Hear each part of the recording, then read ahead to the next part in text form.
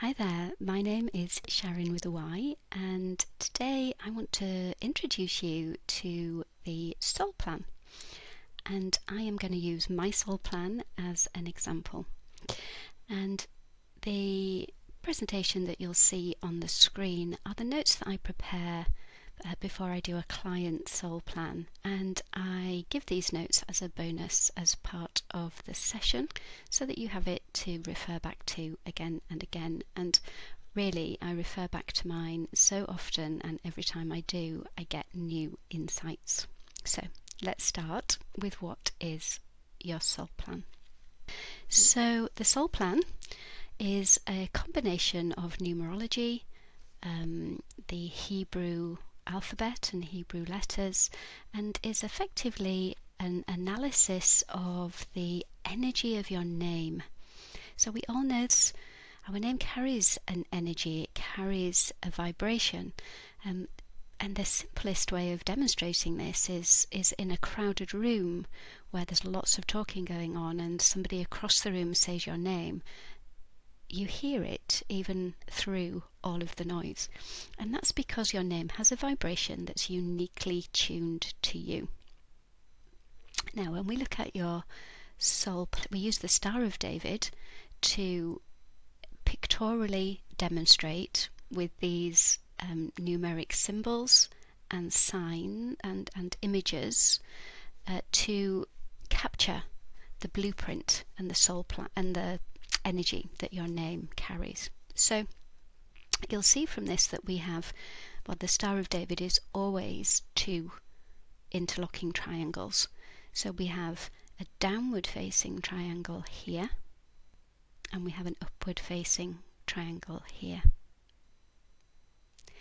Now, the overriding premise of the soul plan is that you have within you, so your worldly talents, you have within you everything that you need to overcome your challenges and to reach your goals.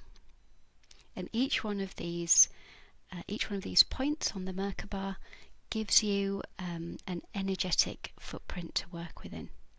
And when we explore your soul plan and then activate that energy within you, you will find it easier to understand yourself and to flow with the energies that are uniquely and innately you. When I first did my soul plan, and some of you will have read this on the website, I was so detached from my name and so detached from my childhood that I spent the first morning of my training working with the wrong name, and I genuinely thought I was working with the correct name. So it just goes to show the power of the psyche, and this opens that up for you. So let's dive in. Let's look at our worldly goals. So I always look at the worldly triangle first because that's more active in your early years. And remember the whole premise that your worldly talents allow you and help you to overcome your worldly challenges, which in turn enable you to reach your worldly goals. So here you'll see that my worldly challenge is the 8-8. Now, the number 8 signifies earth, emotions and society, and in the challenge position it demonstrated very clearly for me how disconnected from the world that I was and how difficult I found it to be here. I was always looking for a way of escaping, whether that was the simple act of reading fiction is one of my favourite things, whether it was that simple act of reading fiction and being in another place, or later as it manifested more difficultly, whether that was dealing with depression and not actually genuinely physically wanting to be here. Now, my worldly talent is one of fertility and abundance. So being able to share and radiate love, abundance and information. So you'll see that the shape of this is very repetitive. It's like it's being able to multiply, to duplicate. So that ability to multiply and duplicate, combined then with the earthly emotions and the connection to society should in theory be able to help me overcome that disconnection, so that I can adapt to society. I can use the innate kind of turn the information and the abundance into intelligence and a way of nurturing emotionally, in order that I can realize my worldly goals. So my worldly goals are soul, inspiration and equanimity. They're a connection to gut instinct and creative wisdom. So the circle within the circle, signifying kind of the very essence, the very connection, the soul of who we are. And then the beautiful little squiggle there, hooking ideas, bringing it into the heart in order for it to expand. So you can see how these three, when they work together, would make my experience with life easier to cope with, more in flow. And the energy that encompasses these is, as I integrate and accept this body, I feel joyful to be alive. And that was the invitation from my worldly 8-8 challenge, to integrate and accept my body and feel joyful to be alive. Now, when we go through this in more detail, I have a whole host of information about each one of those energies, and I can talk through each of these in a more detailed soul plan session. But obviously this is an intro, so I'm going to move swiftly on to then the spiritual triangle. Now this tends to kick in around about 36. That's a really powerful numerological number. I'm going to move me around again. It's a really powerful numerological number. So let's start again with the spiritual challenge. So my spiritual challenge is to be in movement and flow, to be able to flow with the energy of creativity, inquisitively searching and exploring. So for me at least anyway, the shadow side of this was actually in allowing the flow. I was trying far too much to control, and a conflict, just not allowing that creativity and flow to be. And my spiritual talent with this, and I don't know if you remember this, but it's the same actually as my worldly challenge. So my spiritual talent is that earthly emotional connection to nature, which allows me to bring in the flow of energetic creativity, my inquisitiveness, the way that I explore, but to ground it in something a little bit more solid, to gain for myself inner balance and emotional resilience. And my spiritual goal, and I'm still moving through this, I'm not the finished article by any stretch, but my spiritual goal is philanthropy in form, and using this, creating something on earth, so bringing spiritual intelligence, emotional intelligence into something physical that I can then use to encourage, to create spiritual connection and healing. So my spiritual challenge, or the affirmation for my spiritual challenge, is I choose to live and let live. I choose to now embrace life. I choose to go with the flow and allow my spirit to guide. I choose to let go. And that has been kind of what I've been working through, and you can see the parallels both from the soul plan and from the astrology, but I've been working with that quite specifically for the last few years, allowing that flow to come through the body. And my ultimate intention is to have some kind of healing space, some kind of exploration space, a retreat where you can tune in to your deepest self and remember your true nature. And again, I have the spiritual notes that go with all of this, that I spend much more time with going through in a session with you. Now, I don't know if you'll remember, let me just whiz back. You'll see here that I have a dominance of the number 8. So I have 4 number 8s. I don't have a dominance or a repeat of any other numbers. Now there are 22 vibrations, 23 numbers, 23 sets of letters, kind of energetic sounds. And not everybody does, but some of us have a dominant vibration.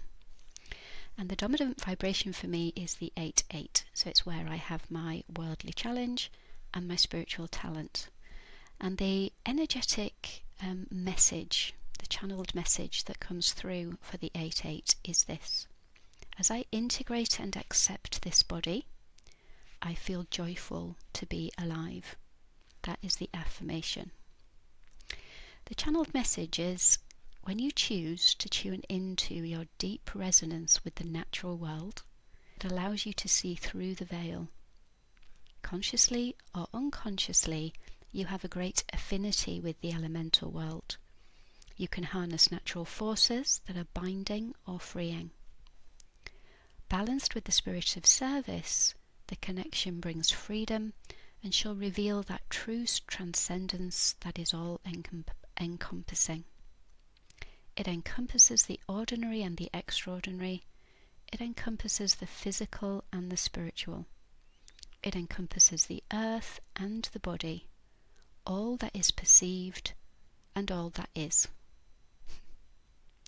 As for any of you who have worked with me or spent any time with me, I'm sure you can feel that sense of what I speak about, how I approach the work that I do, how we've worked together maybe. And it's interesting because it was only quite recently, certainly in the last 12 months, that I read this again and thought, oh my goodness, quite without meaning to, that's exactly what I have done, or exactly the direction I've moved in to create my business.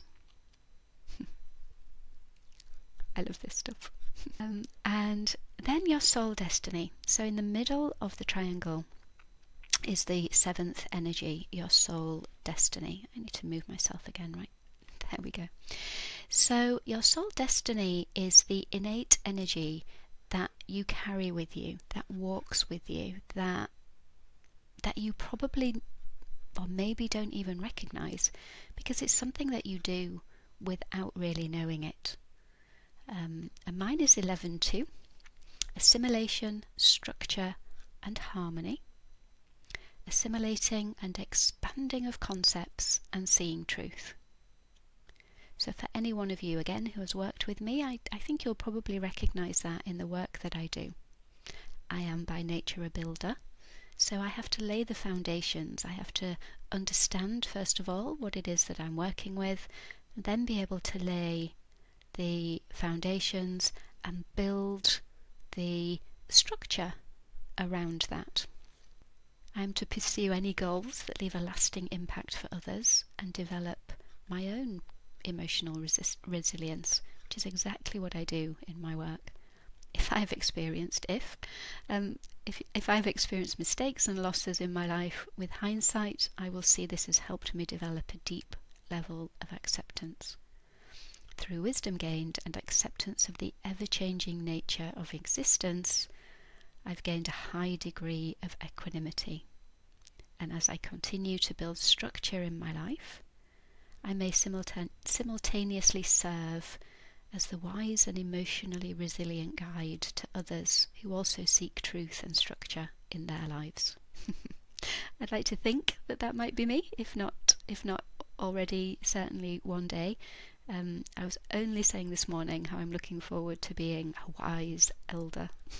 And as with anything, there are attributes and there are challenges. And I have experienced the notable ups and downs of mood, depression. I have taken on other people's patterns. I have kind of followed my truth in my own way. I am very good at procrastinating and avoiding what I need to do next. It's taken me a long time to do this video. But I also have intelligence. I'm very logical, I'm very analytical, and I am able to present that I can assimilate that and present it to others in a way that I hope is easy to understand. I'm an expander and a builder, and a lot of what I do and a lot of what I say is unprepared. I'm simply channeling what comes through, both from within and through from the wider cosmos, my felt sense. And that's the soul plan. Now, if you did want to do an advanced soul plan, a soul plan for business, you can take the energy of your name and you can compare that to the energy of your business name. And if you haven't already chosen your business name, you can check whether the business energy, the name that you're suggesting, is in line with the energy of your business. I knew wherever I put this, it would be in the wrong place. Let's pop it down here. So there you'll see the energies of my name. These are now columnar rather than in the Star of David. I then got married and my name changed, so there is the energy of my new name.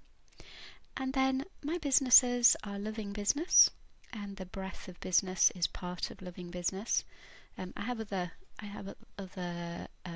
Beyond the Breath, which is a breathwork magazine, and I can show how that feeds in as well to the overall strategy.